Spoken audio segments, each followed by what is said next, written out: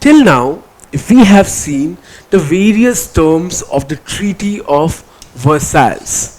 Now we have reviewed the various military terms which significantly reduced the armed capability of Germany.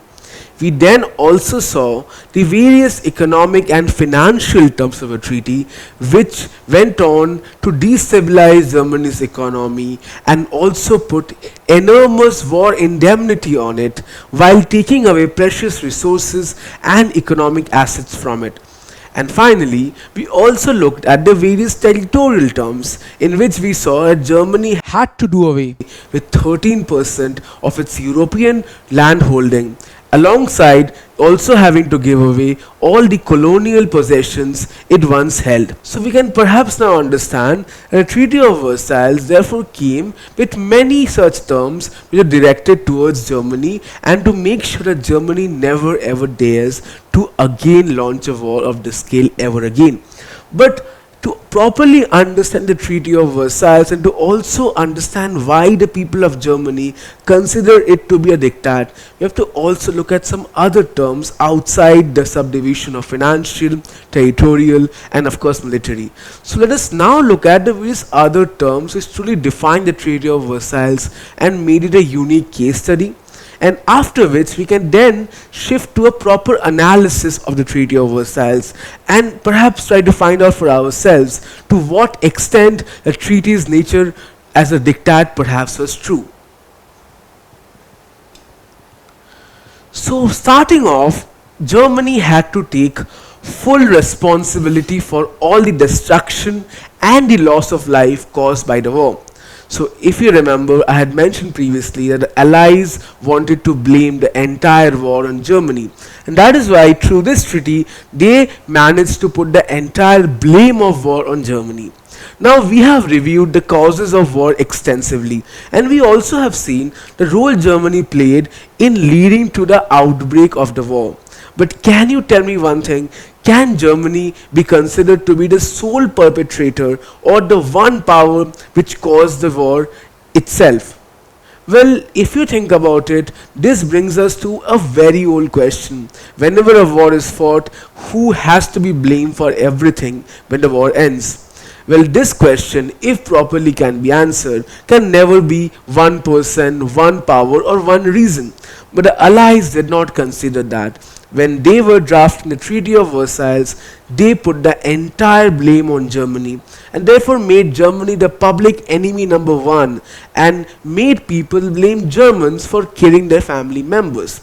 Whereas we have seen that many German soldiers died and therefore German families also lost their loved ones in this war, many of them who were not even willing to fight. So you can probably understand this particular term was definitely very disheartening and humiliating for Germany. Now moving on, we also see some isolationist tendency of the Allies in this particular treaty, in which we see that the Allied powers wish to keep Germany out of the League of Nations, and therefore through this treaty they are making sure Germany does not join the League of Nations. Now what is the League of Nations, you may ask? League of Nations was an international organization which was formed at the end of the First World War and was tasked with the peacekeeping process of the entire world and to make sure that nations can arrive at peaceful dispute resolutions. So the answer to why was there no peacekeeping organization before the First World War was to be answered by this League of Nations. But Germany was to be kept out of it, because the Allies felt that the country which started the war can never be a part of the peacekeeping process. Now we will learn more about the League of Nations, we will look at its structure, its functions, and also its inception in detail while discussing the consequences of the First World War. But what we have to understand here is that through this treaty, the Allies meant to keep Germany out of the League of Nations and therefore isolate it diplomatically. Now, continuing with the host of isolationist tendencies showcased by the Allied nations, we can see that Germany is also being isolated in Europe as well. So, through this treaty, the Allies made sure that Germany would never be able to establish any sort of union with its previous allies. Now, a union means any sort of political alliance where the two nations come together to form a bigger sort of power. Now, this particular clause was especially targeted towards an old ally of Germany, Austria. Now, if you remember, Austria or the Austro-Hungarian Empire was fighting alongside Germany in the First World War. Now, Austria and Germany share many ethnic ties and therefore have been century-old allies. But through this treaty, Germany had to give it in writing that it would never form any sort of union with its previous ally, Austria, Even if the people wish for that to happen. so in this particular picture, you can see a pre-war propaganda where a German soldier is shaking hands with an Austrian soldier, and it showcases the brotherhood they share and how they are about to fight as brothers in the same war. Now, since the entire blame of war was put upon Germany, and since war itself is considered to be a crime, therefore, Germany also had a host of war criminals. A criminal is a person who does a crime, and in this case, the people who were actively involved in waging the war. Top class military generals, major government officials, and any German official who was involved in shaping the course of the war was tagged as a war criminal. The higher up your rank and the more involved you were, the higher up your punishment. So, Germany now had to hand over or surrender all these war criminals. Now, in this list of war criminals, there also was included the German Emperor or Kaiser Wilhelm II. Now, he was considered to be the chief culprit of the First World War.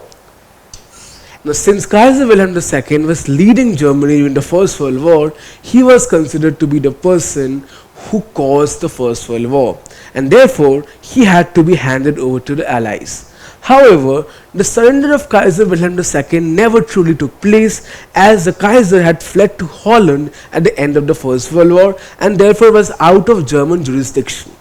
But the surrender of other important officials and army generals and other associated officials did take place, and they were all brought to justice before a military tribunal, and that was called the trial of German war criminals. As you can see, a notable German general is being led to the military tribunal where he would receive his justice.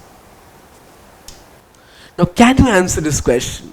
Who was regarded to be the chief culprit of the First World War? Was it Kaiser Wilhelm II? Was it Woodrow Wilson? Was it Adolf Hitler? Or was it Gavrilo Princip? The correct answer is Kaiser Wilhelm II. Now, the final term of the treaty was less of a term and more of the agreement itself. So, the agreement was that either Germany signs the treaty and therefore accept all the terms, or if it does not do so, Germany would be then invaded by the Allies. So, how much choice do you think Germany has in this matter? Do you think Germany was in the condition to prolong the war any longer?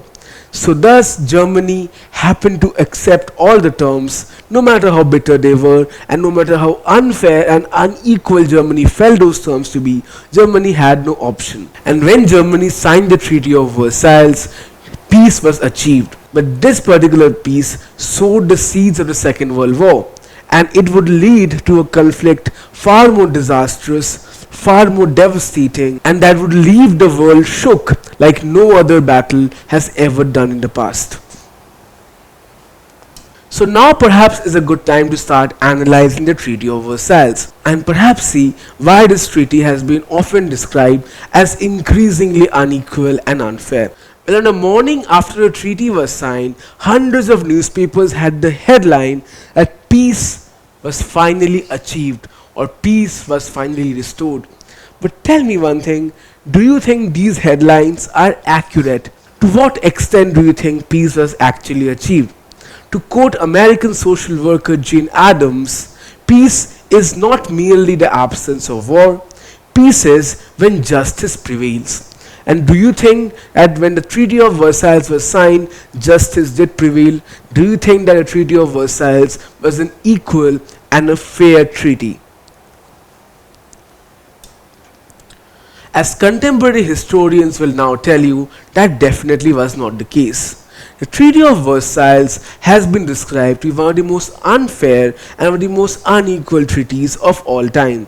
The Treaty of Versailles was considered to be a diktat by the people of Germany because they were not even consulted while the negotiation for the terms was going on. The terms had the potential to shape the future of Germany to come, and not a single German representative was allowed to be there and present their views.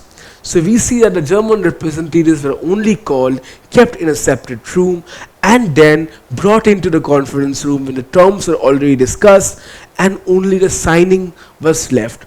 Once they signed the treaty, they were again asked to leave. That was the entire German role in the Treaty of Versailles, and therefore they felt that this sort of consultation or the lack of consultation can never be called a treaty. It therefore is an imposition. It's being put upon them like a big rock on shoulders.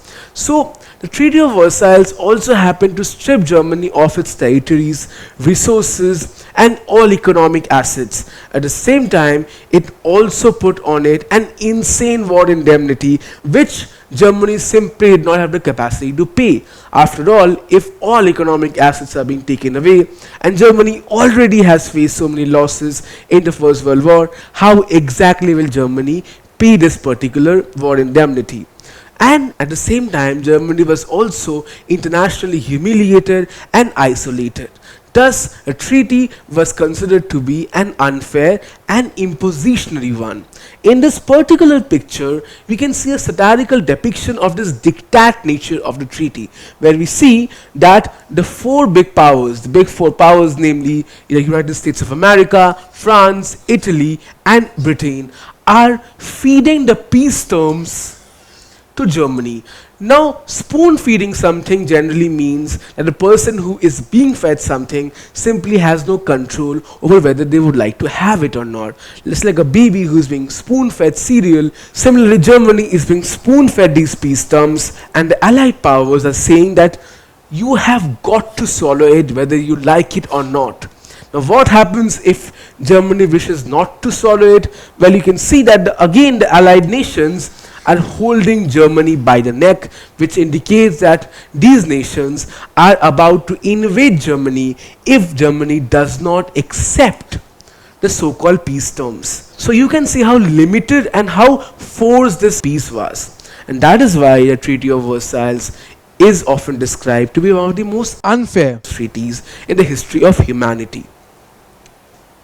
Now you see, Germany was humiliated by this treaty as the entire blame of war was put on their shoulders. All this while taking away strategic territories and many important resources. So while Germany was made the villain of the world, Germany was actually also losing out its own people, its own population to these newly independent nations. And the German government commented this, which clearly shows that the German government and the German public were ready to do anything to get these people back, and they were only waiting for an opportunity. So even though Germany signed the peace treaty, which was Versailles, it could never accept the unfair terms and all the losses it endured, and were only waiting to get their losses back, and all the frustration led to the Second World War. So thus this brings us to an end of the Treaty of Versailles, where we saw the Treaty of Versailles itself, its various terms, and also in the end did a detailed analysis to understand the nature and also perhaps address some allegations regarding the unfairness of the treaty itself. Now in this video we specifically focus on the other terms of the treaty, which made this a unique case study, and also therefore delve deeper into analyzing the treaty as a whole. Now in the next video we would be looking at the various other peace treaties which the Allied nations struck with the other Central Powers who had been defeated in the First World War, and will also try to understand the Repercussions. as those treaties along with the Treaty of Versailles itself had on post-war Europe. Don't forget to subscribe to our channel and hit the bell icon. You can also register for free at deltastep.com or download the DeltaStep app to learn one-to-one with our amazing teachers or to get access to all our 5000 plus amazing videos as per your school syllabus. Master each topic with our adaptive practice technology. Get million plus questions with step-by-step solutions and unlimited mock tests. Get all your doubts resolved instantly. Learn via games and win amazing prizes like PlayStations and iPads. So at DeltaStep, learning is not just fun and easy, it is rewarding too. So register for free now.